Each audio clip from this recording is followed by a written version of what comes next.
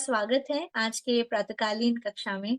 हम आज अध्ययन कर रहे हैं पुनः श्रीमद् भागवतम के चौथे स्कंद के 19वें अध्याय के 37 नंबर श्लोका से। और इसमें हम सुनेंगे कि यदि भक्तों के खिलाफ अपराध किया जाता है, यदि कोई भक्त का वेश पहन के भी भक्त के खिलाफ एक अपराध करता है तो क्या वह माफ किया जा सकता है या नहीं, जिस तरह से इंद्रदेव ने किया था। ठीक, आइए पढ़ते हैं आज का श्लोका। मंजू माता जी। हरे कृष्ण।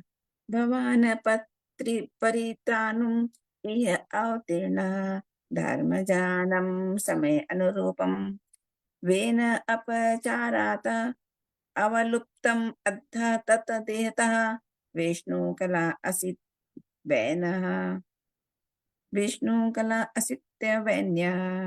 हे वेन पुत्र राजा पृथु, आप भगवान विष्णु के अंश हैं। राजा वेन के उत्पाती कार्यों के कारण धर्म प्रायः लुप्त हो चुका था। आपने उचित समय पर भगवान विष्णु के रूप में अवतार लिया।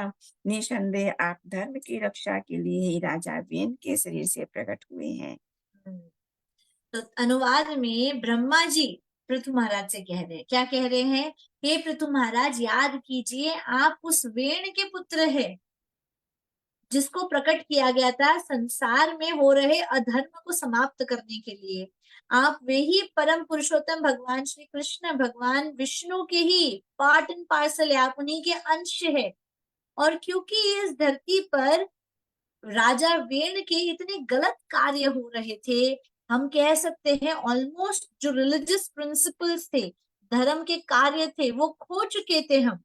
इसीलिए उस समय पे आपको मौका दिया गया और आप स्वयं भगवान के अवतार के रूप में प्रकट हुए हैं।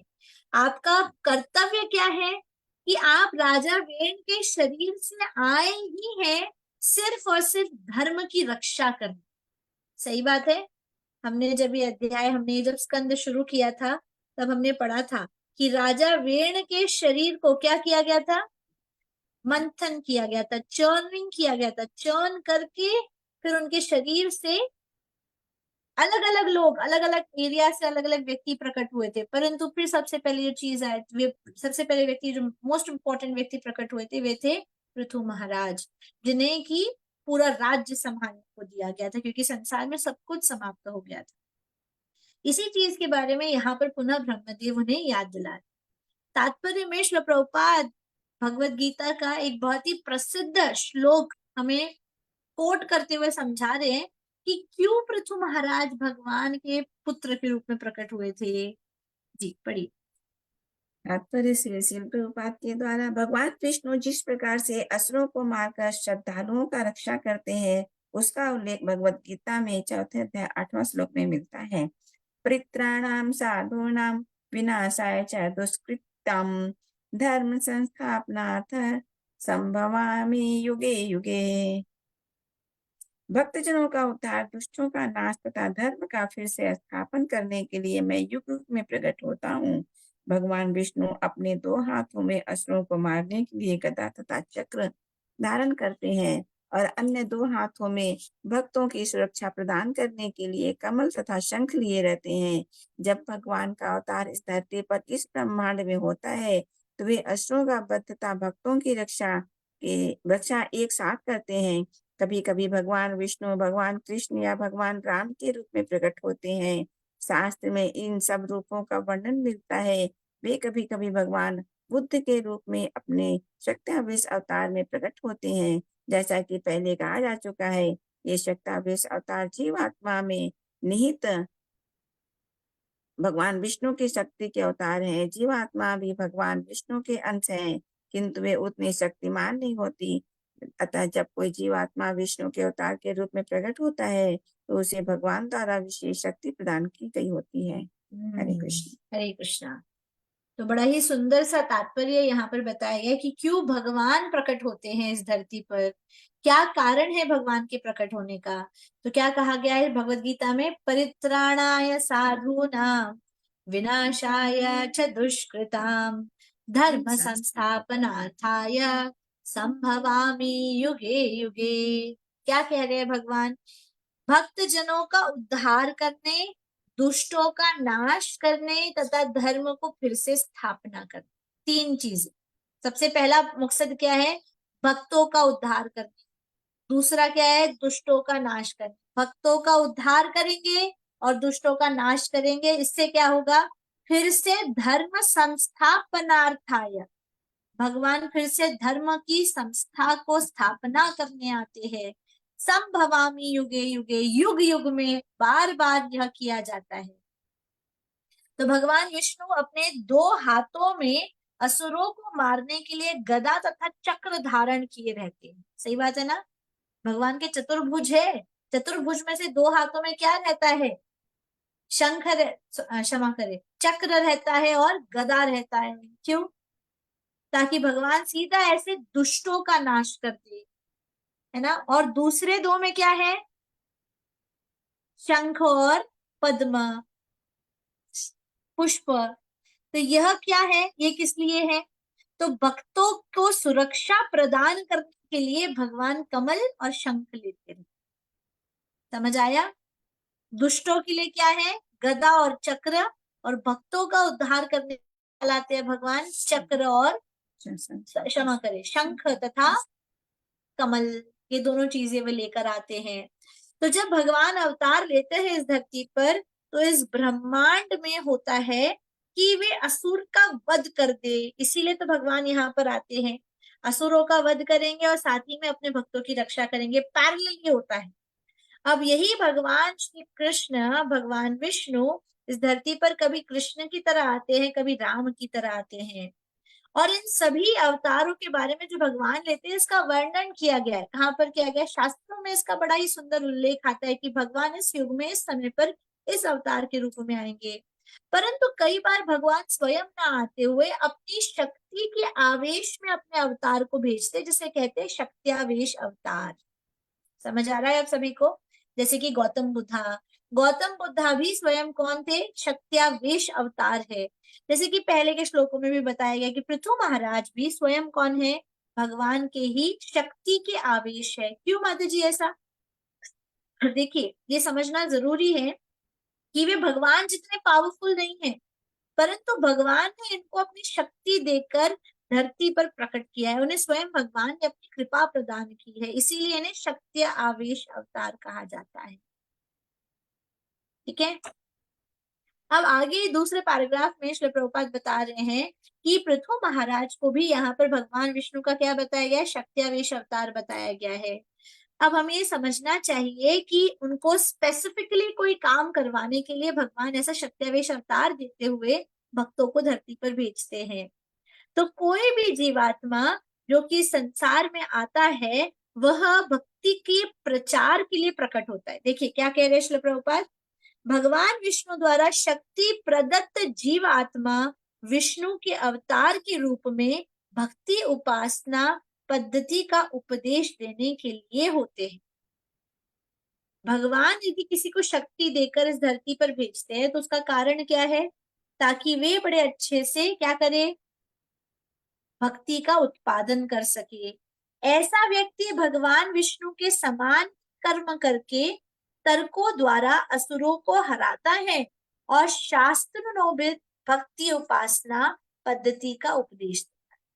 तो तर्क वितर्क करके अपने तरीकों से राक्षसों का वध कर देते हैं, ये जो शक्त्यावेश अवतार होते हैं, और शास्त्र के जैसे बताए गए तरीके से वो उपासना करते हैं और शास्त्र के अनुसार भक्ति को स्थापित करते हैं। जैसे कि भगवत गीता में भी संकेत दिया गया है क्या? जब कोई अद्वितीय पुरुष भक्ति योग का उपदेश देता है, what do you mean by अद्वितीय पुरुष? Extra ordinary. हम सब क्या है? ऑर्डिनरी।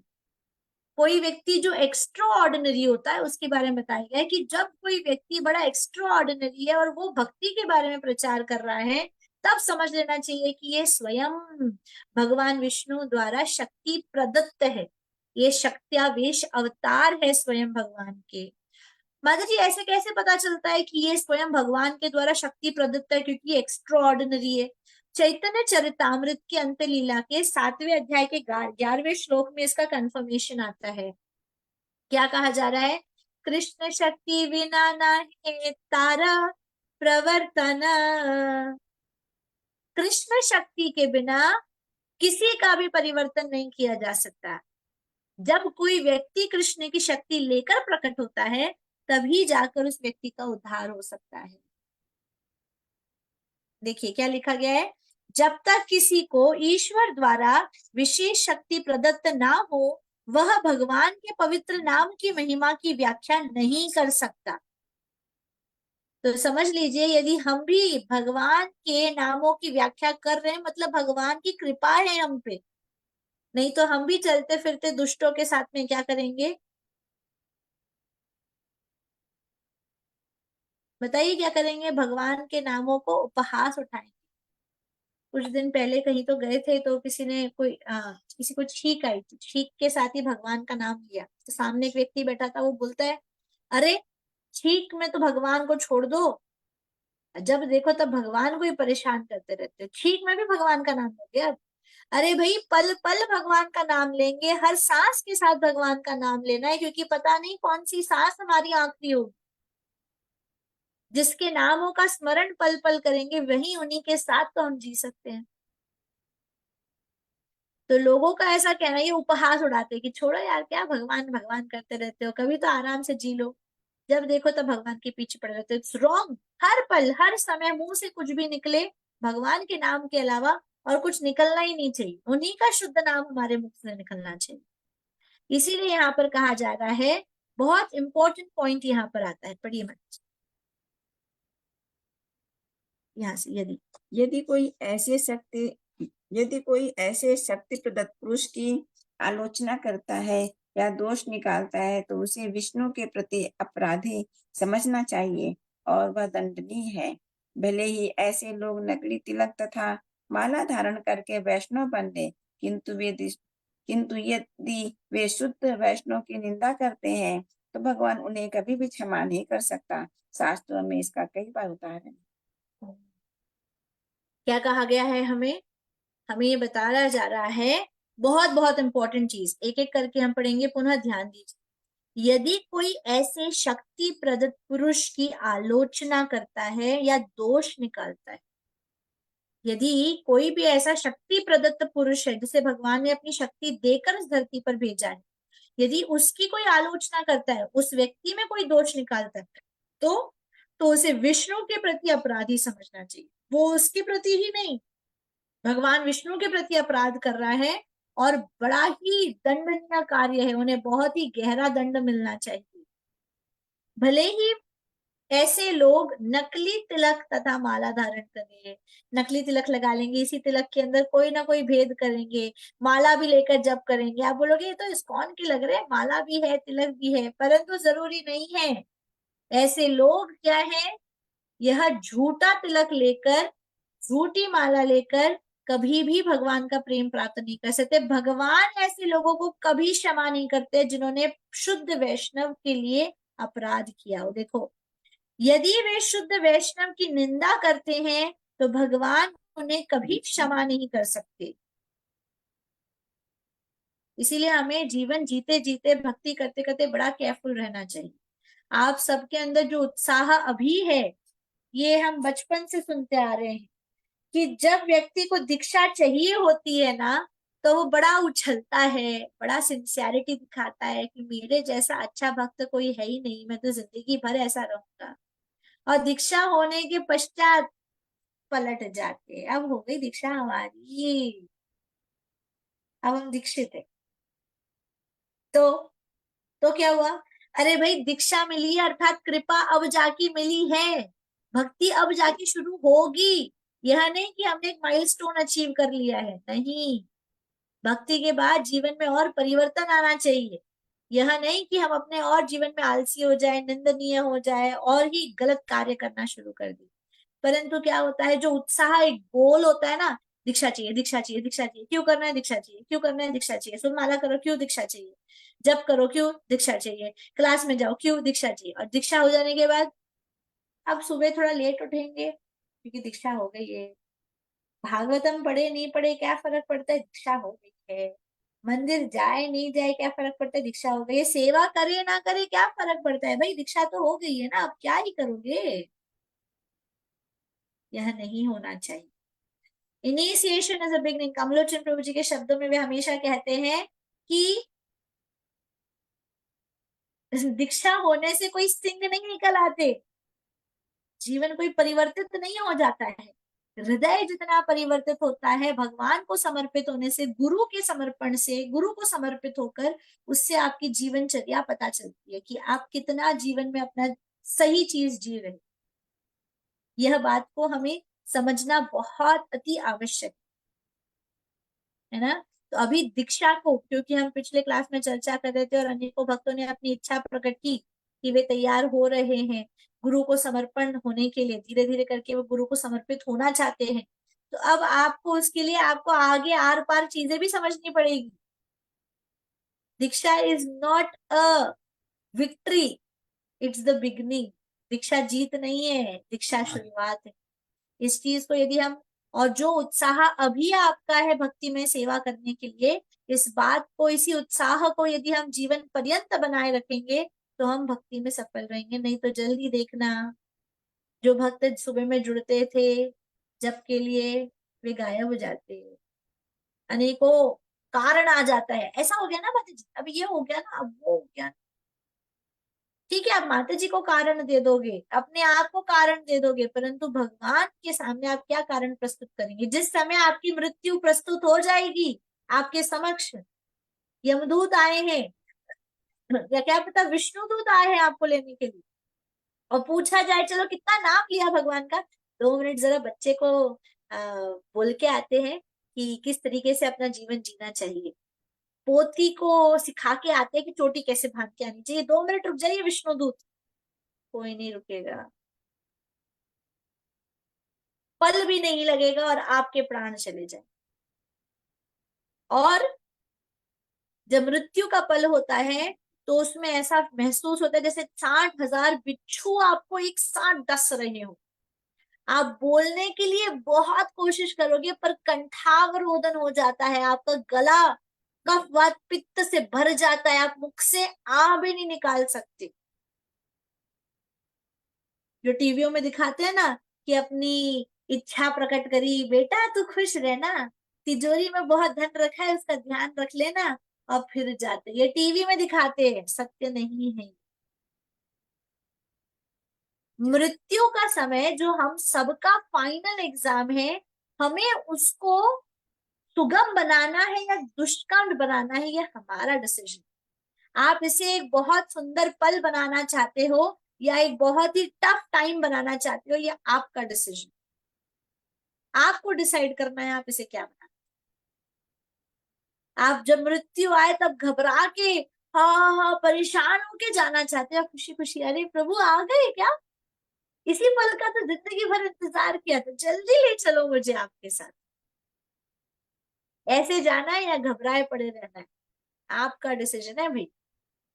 धरती पर दिखावा हो जाएगा, मृत्यु के समय पे किसी को कोई दिखावा नहीं कर सकते आप, कोई आगे पीछे नहीं पूछने आएगा। और हमेशा याद रखिए अपने भक्तों की रक्षा भगवान करते हैं, हमेशा याद रखिए।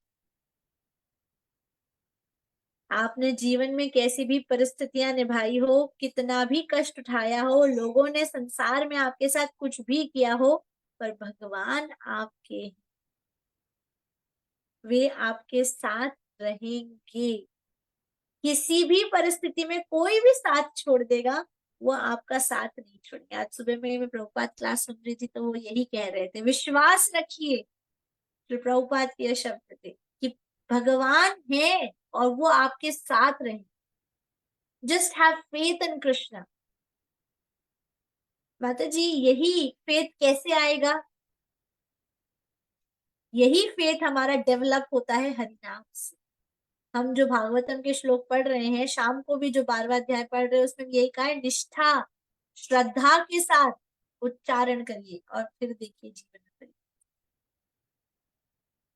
और जब हम अच्छी तरह से यही कार्य करेंगे तो हम अपराध नहीं करेंगे, नहीं तो हम शुद्ध वैष्णवों को खिलाफ अपराध कर बैठेंगे। और यही चीज बताई जा रही है, श्रील प्रभुपाद बता रहे हैं, यदि हमने शुद्ध वैष्णव के खिलाफ अपराध किया है तो भगवान भी हमें क्षमा। और आखिरी में प्रभुपाद ने लिखा है शास्त्रों में इसके कई उदाहरण। ये मत सोचिएगा कि हाँ देखेंगे कभी अपराध हो गया तो सोचेंगे क्या होगा। शास्त्रों में इसके कई उदाहरण है कि क्या होता है। कोई एग्जाम्पल देना चाहेगा? एनीबॉडी? कोई भी एक एग्जाम्पल कि भक्त के खिलाफ अपराध किया हो और वो भक्त भगवान के पास जाता है, दूसरा भक्त जिसने अपराध कर दिया है वो भगवान के पास तक इधर उधर सबके पास भटक लेता है और फिर बोलते हैं जाओ। इसी दुर्वासा अमरीश महाराज जी हाँ, सबसे पहले ना माता जी, क्या माता जी? अमरीश महाराज जी की स्टोरी माता जी। दुर्वासा मुनि ने अपराध किया था, महाराज जी भगवान के पास गए थे। हाँ, अम्बरीश महाराज एकादशी का व्रत किए थे, तभी दुर्वासा मुनि अपने सारे शिष्यों के साथ वहां पर पहुंच जाते हैं और पहुंच के क्या करते हैं, बोलते हैं हम साथ में प्रसाद ग्रहण करेंगे। तब क्या हुआ, दुर्वासा मुनि नहाने के लिए, स्नान करने के लिए जाते हैं नदी पे और तभी उनको कहा जाता है कि आपको एकादशी का पारायण भी करना है, समय पे पारायण करना चाहिए। तो जैसे ही वो बोले नहीं नहीं नहीं अपराध हो जाएगा, बोला नहीं एकादशी का भी पारायण सब पे समय पे करना जरूरी है। तो जैसे ही नेवाला अम्बरीश महाराज मुंह में डालते हैं और दुर्वासा मुनि वहां प्रकट हो जाते हैं और बहुत क्रोधित हो जाते हैं कि आपने मुझे कहा था कि आप हमारे संग में प्रसाद ग्रहण करेंगे। चरणामृत लेते हैं, क्षमा करें, चरणामृत लेते हैं बस। तो तभी तभी तुरंत वहां पर क्या होता है, दुर्वासा मुनि आकर बड़े क्रोधित हो जाते हैं और भगवान उनकी रक्षा के लिए दुर्वासा मुनि के पीछे सुदर्शन छोड़ते थे कि मेरे शुद्ध वैष्णव, अम्बरीश महाराज भी स्वयं भगवान के ही अंश अवतार है, शक्त्यावेश अवतार है। तो दुर्वासा मुनि के पीछे ऐसा बोल के वे निकल जाते हैं, पर भगवान अपने भक्त की रक्षा करने के लिए दुर्वासा मुनि के पीछे अपना चक्र छोड़ देते हैं। दुर्वासा मुनि दर दर भटकते हैं, इधर उधर ब्रह्मदेव के पास जाते हैं, शिव जी के पास जाते हैं, सबके पास जाते हैं, भगवान विष्णु के पास भी चले जाते हैं। सॉरी। इतना निरंतर भटकने के बाद में फिर उन्हें कहा जाता है जिसके चरणों में अपराध किया है फिर से उधर ही जाओ। और वो जाते अम्बरीश महाराज के चरणों में गिर जाते कि मुझे क्षमा करें, मैंने आपके चरणों में अपराध कर दिया। और तुरंत अम्बरीश महाराज उन्हें उठा लेते, अरे रे दुर्वासा मुनि आप ऐसा क्यों कर रहे हैं, आप तो इतने वरिष्ठ साधु है, आप मुझे क्षमा करिए कि मैं रुका नहीं, मैंने एकादशी का फल प्राप्त करने के लिए चरणामृत लिया। दोनों की विनम्रता इसमें दिखाई देती। ऐसा नहीं अम्बरीश महाराज ओहो आ गए ना लाइन पे, आओ अब, आना पड़ा ना हमारे पास, ऐसा नहीं होना चाहिए। यदि कभी किसी ने अपराध कर दिया है, कोई आपसे आके क्षमा मांग रहा है, तो आपको विनम्रता रखनी चाहिए, घमंड नहीं लाना चाहिए, देखा मैं कितना अच्छा भक्त हूँ कि मेरे से ये क्षमा मांग रहे। तुरंत बोलने से पहले ही क्षमा कर दी। ये प्रभुपाद हमें सिखा रहे हैं कितना इंपॉर्टेंट है हमारे लिए। आइए सेकंड श्लोका स्टार्ट करते हैं, श्लोका नंबर 38, निताई लीला में। तत्त्वं विमृशाश्च भवं प्रजापते संकल्पनं विश्वसृजं पिब्रूहि इत्थं च मायामुपधर्ममातरं प्रचंड पाखंड पथं प्रवजाहि। हे प्रजापालक, श्री विष्णु द्वारा प्रदत्त अपने इस अवतार के उद्देश्य पर विचार कीजिए। इंद्र द्वारा सर्जित अधर्म अनेक अवांछित धर्म की जननी है, अतः आप तुरंत ही इन पाखंडों को अंत कर दीजिए। हरे कृष्णा। आगे यहाँ पे ब्रह्मदेव कह रहे हैं कि आपका प्रकट होने का कारण ही यह है क्योंकि आप स्वयं भगवान विष्णु के अवतार है, आप लोगों का उद्धार करने आए हैं। और ये जो अधर्म का कार्य है जैसे इंद्र ने शुरू किया है, और वह माता बन जाएगी सभी अधार्मिक कार्यों की। जितना भी अधर्मिक कार्य है उसका शुरुआत किसने किया था, इंद्र ने। तो कह रहे हैं इसको स्टॉप कीजिए, नहीं तो सभी लोग इसी के देखते हुए अधार्मिक कार्य करने लग जाएंगे। इसीलिए आपसे निवेदन करता हूं इसे तुरंत ही तत्काल ही इसे रोक, इस पाखंडों का अंत कर दीजिए, तुरंत पाखंडों का अंत कर दीजिए। तात्पर्य इसी भक्ति वेदांत स्वामी श्री प्रभुपाद द्वारा, श्री प्रभुपाद की जय जय। ब्रह्मा राजा पृथ्वी को प्रजापति रूप में इसलिए संबोधित करते हैं जिससे वो अपनी प्रजा की शांति तथा संपन्नता को स्थिर रखने के महान महान दायित्वों को ना भूले। श्री भगवान ने महाराज पृथ्वी को इसी कार्य के लिए शक्ति संपन्न किया था। आदर्श राजा का यह कर्तव्य है कि वो देखे कि लोग ये धर्म का ठीक से पालन कर रहे हैं। ब्रह्मा ने राजा पृथ्वी से विशेष रूप से राजा इंद्र द्वारा सर्जित छद्म धर्म पर विजय प्राप्त करने का अनुरोध किया। दूसरे शब्द में राजसत्ता का यह धर्म है कि वो अनैतिक व्यक्तियों द्वारा पैदा किए गए छद्म धर्म पर रोक लगाए। मूलतः धर्म एक है जो श्री भगवान द्वारा दिया गया है और ये दो रूप में गुरु शिष्य परंपरा में प्राप्त होता है। ब्रह्मा ने पृथ्वी महाराज से अनुरोध किया कि इंद्र से व्यक्ति स्पर्धा न करे जो उनके द्वारा 100 यज्ञों को पूरा न होने देने पर तुला हुआ था। विरोधी क्रिया करने की अपेक्षा महाराज पृथ्वी के लिए ये श्रेयस्कर होगा कि वो अपने अवतार के मूल प्रयोजन की पूर्ति के हित से यज्ञ को बंद कर दे। ये प्रयोजन था अच्छे शासन की स्थापना करना तथा वस्तुओं को सही ढंग से स्थापित करना। हरे कृष्ण। हरे कृष्णा। अनदर श्लोका जो कि बहुत ही सुंदर तात्पर्य श्री प्रभुपाद द्वारा दिया गया है। अब ब्रह्मदेव यहाँ पर राजा पृथु को प्रजापति कह रहे हैं। क्यों प्रजापति? इसीलिए कह रहे हैं ताकि उनको अपनी जिम्मेदारी याद आ जाए कि आप यहाँ पर क्यों प्रकट हुए हो, लोगों का उद्धार करने के लिए, धर्म की स्थापना करने के लिए और जनता के बीच में शांति बनाए रखने के लिए और जनता की जो प्रजा है उनकी जीवन में प्रगति होने के लिए। इसीलिए उन्हें प्रजापति कहा जा रहा है ताकि आप अपनी प्रजा की रक्षा कीजिए, उनके जीवन में सुख समृद्धि लाइए। और महाराज पृथु स्वयं भगवान के द्वारा प्रदत्त आशीर्वाद प्राप्त हुए थे, उन्हें शक्ति प्राप्त हुई थी स्वयं भगवान से। और एक जो आदर्श राजा होते हैं ना, उनकी जिम्मेदारी होती है कि वे देखें कि धर्म के जो कार्य है वो अच्छी तरह से सारे के सारे प्रिंसिपल्स फॉलो किए जाए, परफेक्टली फॉलो होने चाहिए। और ब्रह्मदेव यहाँ पर स्पेशली रिक्वेस्ट कर रहे पृथु महाराज से कि यहाँ पर जितने भी लोग हैं जो कि धर्म को एक खेल बनाए हुए हैं, ऐसे लोगों का आप उद्धार कीजिए। दूसरे शब्दों में कि यह राजा का क्योंकि कर्तव्य होता है कि ऐसे अधार्मिक लोगों के अधार्मिक कार्यों को रोके और यहाँ पर स्थापित करे कि भगवान श्री कृष्ण की भक्ति कैसे की जाए। देखिए, राज सत्ता का यह राजा का यह धर्म है कि अनैतिक व्यक्तियों द्वारा पैदा किए गए छंद धर्मों का पर रोक लगाए। यह इंपॉर्टेंट कार्य है राजा का कि जो अधार्मिक कार्य कर रहे हैं उनके ऊपर रोक लगा दी जाए, तुरंत ही रोक लगा दी जाए। आगे क्या? मूलतः धर्म एक है जो भगवान द्वारा प्रदत्त है। भले ही व्यक्ति कुछ भी कह ले, हम ये है हम वो है, धर्म एक ही है और इसे किसने दिया है? स्वयं भगवान द्वारा प्रदत्त है, प्रदान किया गया है हम सबको। और इंपॉर्टेंट लाइन यह है कि यह दो रूप में शिष्य परंपरा से प्राप्त होता है। दो रूप क्या है? गुरु शिष्य परंपरा के माध्यम से। इसीलिए हम गुरु शिष्य परंपरा के लिए बहुत आभार प्रकट करना चाहिए कि गुरु शिष्य परंपरा के कारण ही हमें यह ज्ञान प्राप्त हो। सही बात है कि नहीं? यदि गुरु शिष्य परंपरा ना हो तो हमें ज्ञान कैसे मिलेगा? इसीलिए श्री प्रभुपाद की हमारे ऊपर यह बहुत असीम अनुकंपा है कि उन्होंने यह जो स्थापना की है इस्कॉन की, इसके माध्यम से हमें सही ज्ञान गुरु शिष्य परंपरा पूरी की पूरी परंपरा के माध्यम से प्राप्त हो रहा है। कोई भी मनगढ़ंत व्यक्ति अपनी मनगढ़ंत बातें नहीं प्रस्तुत करता है। ब्रह्मा ने पृथु से अनुरोध किया कि वे इंद्र से वृथा स्पर्धा ना करें। ऐसे वेस्ट टाइम मत करो, ऐसे बेकार में क्यों आप ये व्यर्थ कंपटीशन कर रहे हो इंद्र से।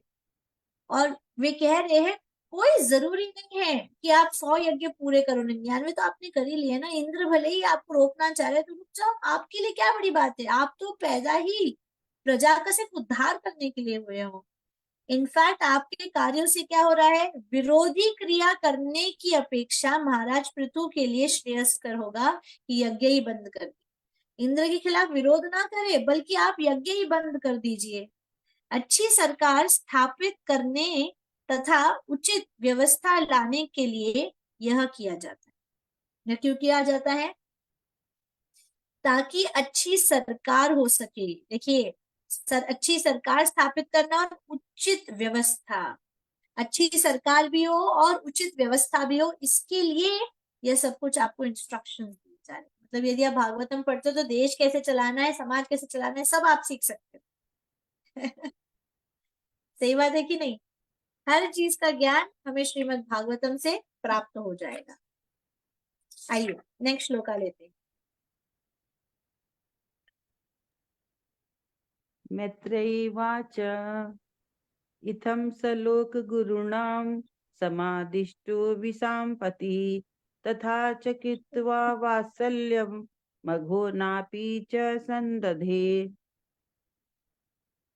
श्री मैत्रेय मुनि ने आगे कहा, जब सर्वोपरि गुरु ब्रह्मा के राजा पृथु को इस प्रकार उपदेश दिया तो उन्होंने यज्ञ करने की अपनी उत्सुकता त्याग दी और अत्यंत स्नेह पूर्वक राजा इंद्र से संधि कर ली थी। यह भक्त का गुण होता है, उन्हें जैसे ही आदेश मिलता है गुरु से, वे तुरंत उसे एक्सेप्ट कर।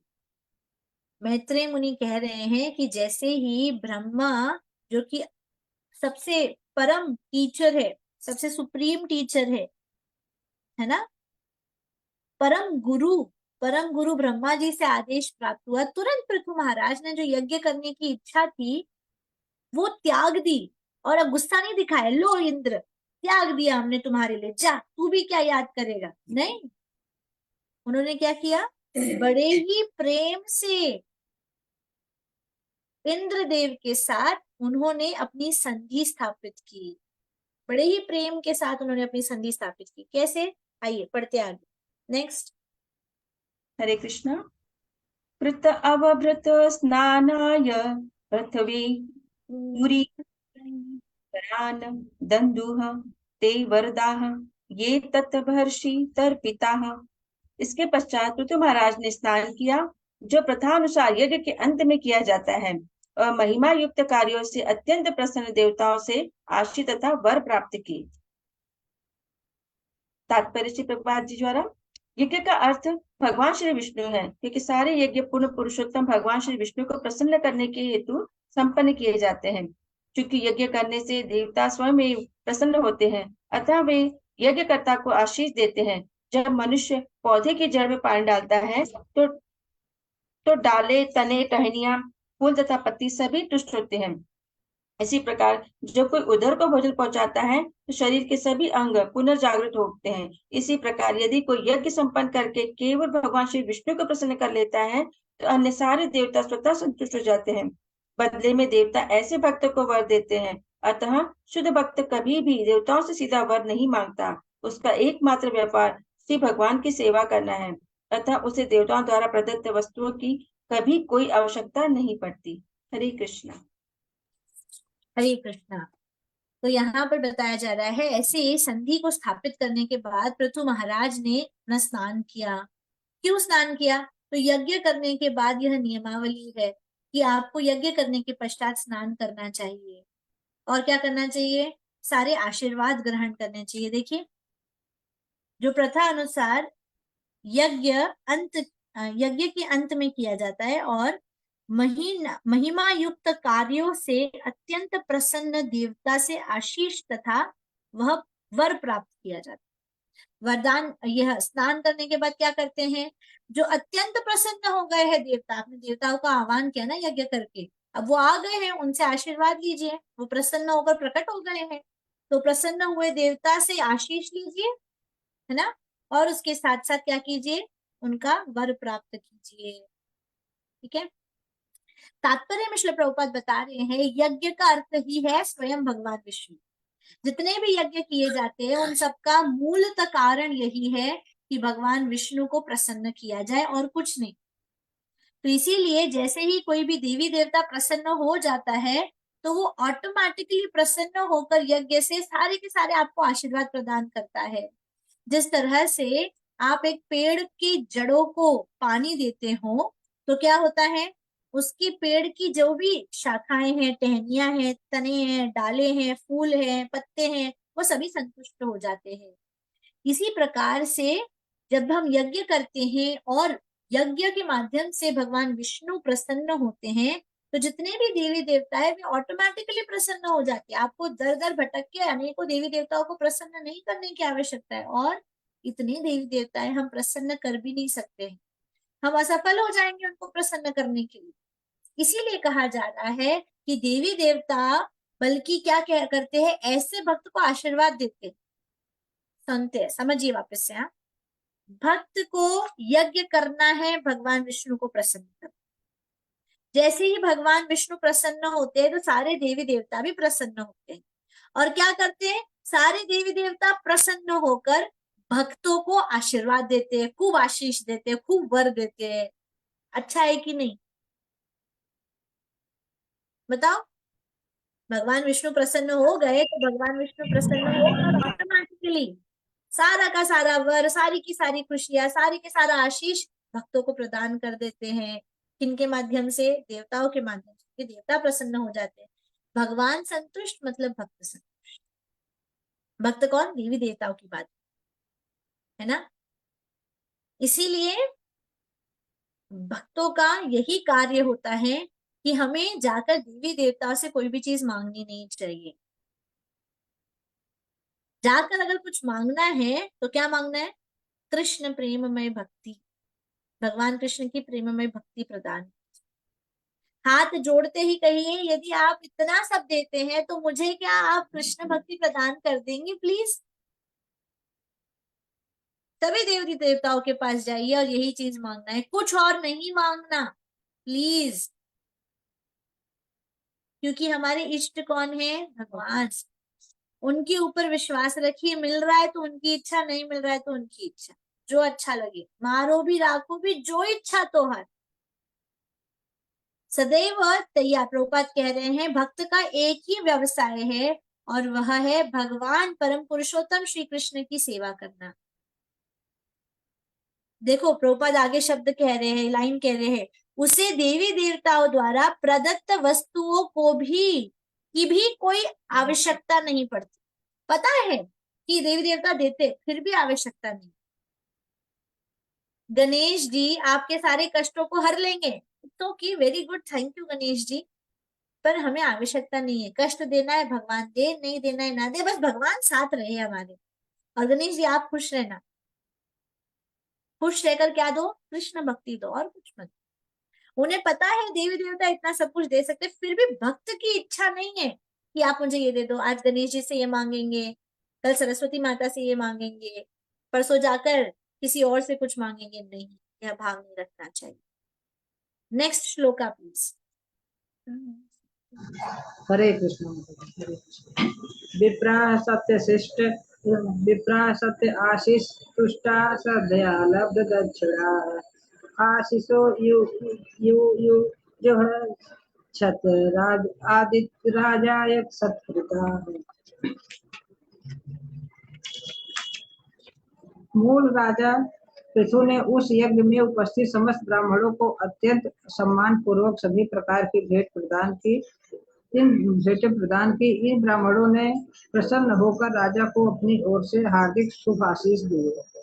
हरि बोल। तो बड़े ही आदर के साथ जो असली राजा थे पृथु महाराज, उन्होंने जाकर क्या किया, जितने भी ब्राह्मण वहां उपस्थित थे सभी को वहां पर उन्होंने बहुत अच्छे अच्छे भेंट दिए, प्रसाद भोजन कराया, और इससे ब्राह्मण प्रसन्न हो गए। और जब ब्राह्मण प्रसन्न होते तो क्या देते, आशीर्वाद देते। तो सभी ब्राह्मणों ने प्रसन्नता पूर्वक बड़ा सुंदर सुंदर आशीर्वाद प्रदान किया पृथु महाराज को। आखिरी श्लोका प्लीज पढ़ो, आप पढ़ो। महाबाहो सर्व एव समागताः पूजिता दानमानाभ्यां पितृदेवर्षि मानवः। समस्त ऋषियों तथा ब्राह्मणों ने कहा, हे शक्तिशाली राजा, आपके आमंत्रण पर सभी वर्ग के जीवों ने इस सभा में भाग लिया है। वे पितृलोक तथा स्वर्गलोक से आए हैं, साथ ही सामान्य जैन एवं ऋषिगण भी इस सभा में उपस्थित हुए हैं। अब वे सभी आपके व्यवहार तथा आपके दान से अत्यंत संतुष्ट हैं। इस प्रकार श्रीमद् भागवत के चतुर्थ स्कंद के अंतर्गत राजा पृथु के 100 अश्वमेध यज्ञ नामक 29वें अध्याय के भक्ति वेदांत तात्पर्य पूर्ण हुए। हरे कृष्ण। हरे कृष्णा। तो अब जैसे ही संतुष्ट कर दिया सारे ब्राह्मणों को, सारे साधु पुरुषों को, तो अब यहाँ पर जितने भी ऋषि और ब्राह्मण उपस्थित थे, उन्होंने पृथु महाराज से कहा, क्या कहा? हे शक्तिशाली राजा, आपके आमंत्रण पर हम सभी यहाँ पर उपस्थित हुए हैं। सभी वर्ग के जीव ने इस सभा में भाग लिए। बोलिए, क्या कहा जा रहा है? सभी वर्गों के, जितने भी वर्गों के जीव है, आपके आमंत्रण पे सभी लोग यहाँ पर उपस्थित हुए।